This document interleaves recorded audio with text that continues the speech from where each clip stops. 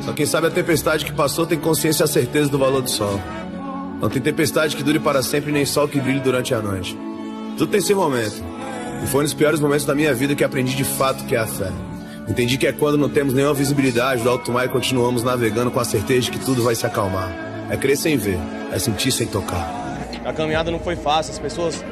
Quando algo vai dar certo, as pessoas não fazem a diferença e não querem que as outras pessoas façam a diferença. As pessoas não aceitam que tem que ter um que luta para mudar. E eu sempre tive meu objetivo e segui. Tinha certeza absoluta, acredito muito em Deus, acredito muito nos meus sonhos, que ia dar certo. E a gente está aí como prova disso, isso é maravilhoso.